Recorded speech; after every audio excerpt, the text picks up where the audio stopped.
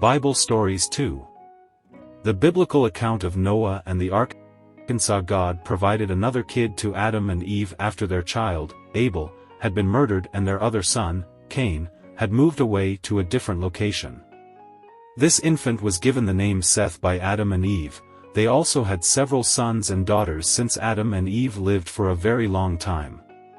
But in the end, as God had said, they met their end because they had eaten the fruit from the tree that God had specifically ordered that they not consume. At the time when Adam passed away, there were already a large number of people living on the planet. This was because the children of Adam and Eve had many more children, and as those children grew up, they also had children of their own, and so on. Tents served as homes for these families, which consisted of men, women, and children. They traveled about with their animals, which included sheep and cattle, in search of pasture wherever they could find it. The adults would sit around the campfires in the evenings while the younger kids played around the tent doors and sang songs together. The older kids would also tell the younger kids stories. And after some time had passed, the country where Adam's sons had made their homes started to become populated with more and more people. It is unfortunate to report that over the course of time, a bigger percentage of these people became wicked, while a decreasing number of them matured into morally upstanding men and women. Because all of the people lived in close proximity to one another and very few of them traveled to other regions, it came to pass that even the offspring of decent men and women learned to be immoral, just like the people around them, and they stopped doing what was right and good. And when God looked down on the world that he had created, he saw how wicked the men in it had become, and that every thought and every deed of man were continuously evil, and there was no good in anything that they did. But even if the vast majority of people in the world were really evil, there were still some honest people around, even though they were quite rare. Enoch, one of the people who lived during that era, was considered to be the best of all the men that were alive. He was not the son of Cain, but rather another Enoch, who came from the lineage of Seth, the son of Adam, who was born after Abel's death. During the time that Enoch was surrounded by others who were doing wickedness, this man always practiced what was right. He strolled beside God, and God accompanied and conversed with him throughout those walks. And thus it came to pass that when Enoch had reached his final days and was tired of life, God lifted him up from the earth and into heaven. He did not perish in the manner in which all humans have done ever since Adam disobeyed God, but rather, he was not, because God took him. This indicates that Enoch was lifted from the earth to heaven before he passed away. The individuals who lived during the time of Enoch did not all work as shepherds. Some of them had mastered the art of creating crude tools, such as bows and arrows, axes, and plows. And after a considerable amount of time had passed, they melted iron and began producing implements, such as knives, swords, and plates, to use in their houses. They were engaged in sowing grain in the fields and gathering the harvest. In addition, they planted vines and fruit trees.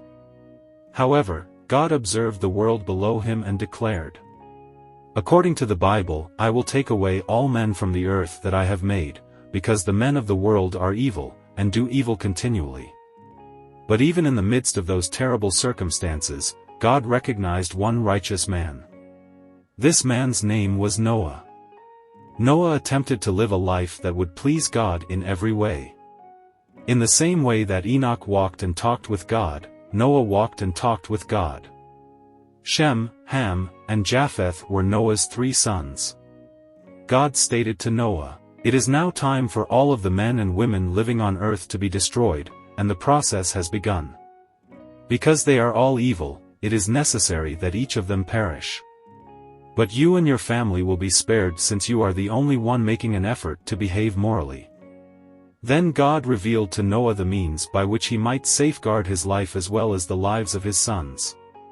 It was to be as large as the largest ships that are constructed in our time, it was to be very long, very wide, and very deep, it was to have a roof over it, and it was to be made to look like a long, wide house with 3 stories, however, it was to be constructed in such a way that it could float on the water. The term ark was used to refer to ships like this one. God told Noah to build this ark and prepare it ahead of time for the time when he would need it. Because, God said to Noah, I am going to bring a big flood of water on the earth to cover all of the land and to drown all of the people who live on the planet. And because the animals on the earth will perish alongside the people, you will need to build the ark with sufficient space to accommodate a pair of each species of animal as well as several pairs of some animals that are essential to the survival of humans, such as sheep, goats, and oxen. This will ensure that there are animals and people to coexist on the earth once the flood has subsided. And you must bring food inside the ark for yourself, your family, and all the animals that are traveling with you. There should be enough food to endure for a whole year as the flood continues to sweep over the earth for such a long time. And Noah obeyed what God commanded him to do, even though it must have been quite funny to everyone else in the area for him to construct this enormous ark in a place where there was no water for it to sail on. And it was a long time because this ship was so big that Noah and his sons were working on building the ark, which God had told them to build, while the wicked people around them wondered and no doubt laughed at Noah for building a great ship where there was no sea. At last, the construction of the ark was done, and it stood on the ground like a great house. The light may enter via a door on one side of the structure, as well as a window in the roof. Then God spoke to Noah, saying, It is time for you and your wife, together with your 3 sons and their spouses, to board the ark, for the floods will soon submerge the land. And take with you animals of every sort, as well as birds and creatures that crawl, 7 pairs of those that will be required by mankind, and 1 pair of all the others, so that a healthy population of animals of every type may be maintained on the land. Consequently, Noah, his wife, and his 3 sons, Shem, Ham, and Japheth, together with their respective spouses, boarded the ark. And God brought all of the animals, birds, and crawling creatures of all sorts to the entrance of the ark, and they entered the ark. And Noah and his sons arranged them in their proper positions, and they brought in enough food to sustain everyone within for a significant amount of time. And at that point, the door of the ark was sealed, preventing any more humans or animals from entering the vessel. Within a short period of time, it started to rain heavily, something that had never happened before. It seemed as if the skies had opened up their shutters and were preparing to deluge the world with massive floods. As the creeks and rivers filled up and continued to rise, the ark started to float on top of the water as it traveled downstream. The people fled their homes and made their way to higher mountains, but the hills were quickly submerged, and many who had taken refuge there perished in the flood. Some people had climbed to the summits of higher mountains, but the water continued to rise higher and higher until it covered even the mountains, and all of the people, as bad as they had been, were drowned in the enormous sea that now rolled over the whole world where man had lived. And all of the animals, including the domesticated animals such as cattle, sheep, and oxen, were drowned. In addition, all of the wild creatures, such as lions and tigers, along with the rest of the animals, were also drowned. Even the birds were unable to escape the devastation of the storm because their nests, which were built in the branches of the trees, were destroyed and there was nowhere for them to go. The rain did not stop falling for a total of 40 days and nights, during which time there was no sign of life anywhere outside of the ark. After 40 days, it ceased to rain, but the water continued on the ground for more than 6 months, and the ark, together with all of its contents, floated over the vast sea that had covered the world. Then God sent a breeze to blow over the seas, which dried them up. Thus, the amount of water gradually decreased as time went on. First the hills rose above the waters, then the mountains arose, and ultimately the ark ran aground on a peak that is now known as Mount Ararat. However, the entrance was locked, and the only window was high up on the roof, so Noah had no way of knowing what had happened on the surface of the earth. However, he had the impression that the ark was no longer moving, and he was sure that the level of the water must have decreased. Therefore, after a period of waiting, Noah opened a window and let a bird known as a raven free outside the ark.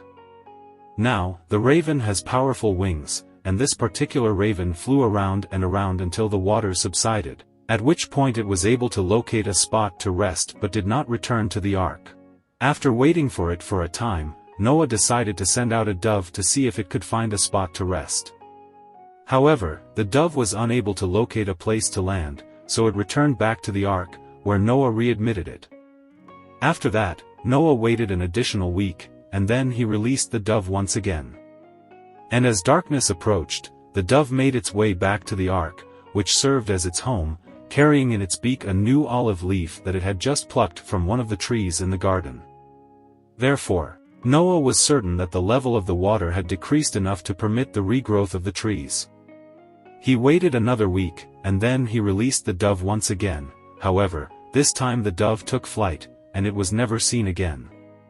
Noah was now aware that the land was drying up once again.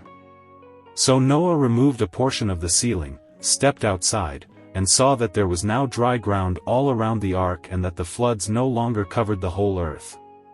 After spending a little over a year inside the ark, Noah was relieved to finally be able to view the green countryside and the trees outside again.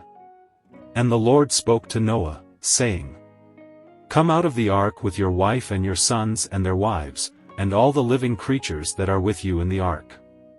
Therefore, Noah pushed open the entrance of the ark, and he and his family stepped outside, where they regained their footing on the earth once again.